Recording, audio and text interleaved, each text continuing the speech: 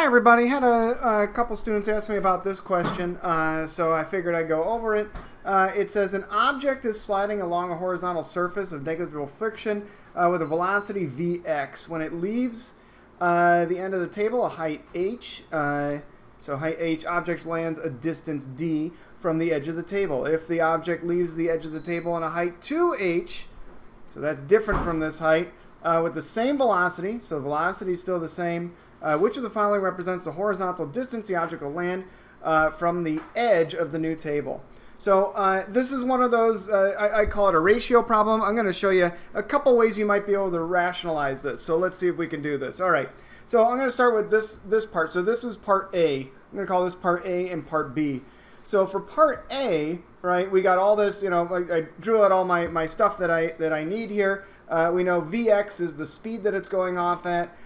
There's the height, but I'm basically giving it this is actually my displacement vector. Right here is going to be negative h, right? Because it's going to go down. I'm going to make my origin right here. I'm going to make my origin where the object starts. Here's where the problem starts. Here's where the problem ends. The acceleration's right here, and then we know it goes a distance d. So next up, I'm going to fill in all my VOVAT stuff. So let's see here. I know Vx, this is just Vx.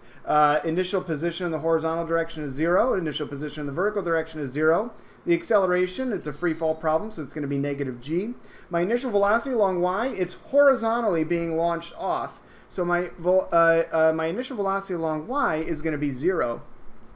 Next, and lastly, I think, or no, not lastly, I know it goes a horizontal distance d, so horizontal distance d, and I know that the vertical distance that it travels is negative h. All right, so now what I want to try and find out is basically, I want to try and relate all of these variables here.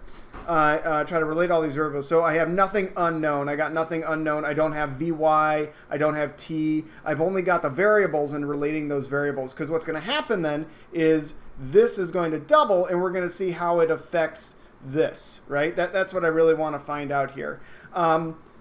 Again, I'm just gonna cut to the chase here. So I'm gonna start by using my position function in the vertical direction. Plug in what I know and I don't know. So y is negative h equals my initial velocity, my initial position is 0. Well, let's see. Actually, this is all 0. And this is all 0 because my initial velocity along y is 0 right there. And so all I'm left with is what's here. And so let's write that. That's going to be negative 1/2 gt squared. So it's negative g as the acceleration. I just factored it out right there. And as you can see, it cancels out right there. And then what I'm going to do now is solve for the time. So it's going to be 2h over g square root. And then there you go. That's my time there. I'm doing this a little bit backwards. I probably would have started with this equation that I'm showing next. So this next equation is that my final position is equal to my initial position plus velocity for a projectile. I don't need to worry about the acceleration, so it's velocity along x. I probably would have started around here and then went, oh, I need to find the time, and then went and found that. But I've done questions like this before, so I know pretty much what I'm looking for. So now we know x is going to be a distance d equals the initial velocity is 0.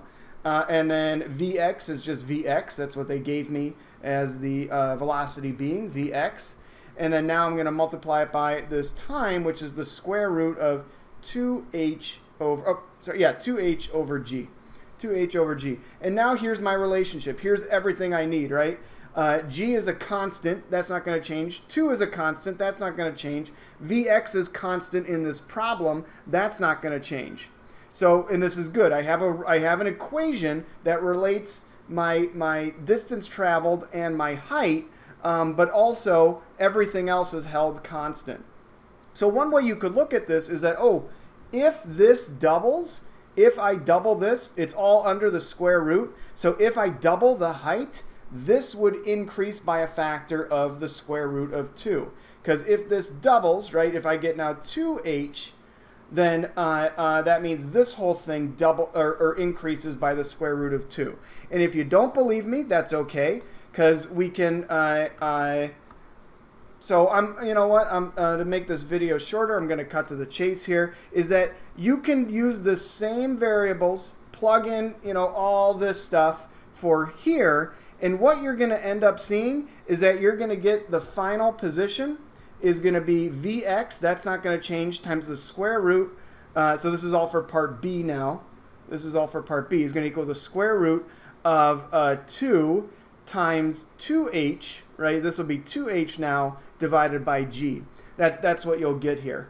That's what you'll get, and then you'll get, so the final position, you know what, I'll call this xb just so that we're being very specific. This is xb.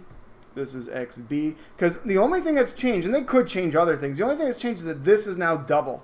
This is now double. Everything else is the same, but it's going to affect this because it's falling longer, right? So this is going to equal Vx times the square root of, I'm going to keep it 2h over g. Because what I'm going to do now is do the ratio thing. I'm going to do the ratio thing. So I'm going to set ratios of these two things. So I got xb equals Vx square root of 2 times 2h over g. And then divide this by what I have here. So that's going in there, and that's going to be d equals Vx square root of 2h over g. And as you can see, a lot of things cancel out here. Vx cancels out. Both of these are under the square root, so they cancel out. 2 cancels out, and h cancels out. So that all, you know, that was on purpose. So I got basically the square root of 1, which is just 1. So this is going to leave me with this is going to leave me now with xb over d equals the square root of 2. Or in other words, if I multiply both sides by d, I get the final position for b, how far b is going to go, is the square root of 2 times d. And it's a multiple choice, so that'd end up being your answer there, the square root of 2 times d. All right, hope that helped. Take care, you guys, and I'll see you on Friday. Bye.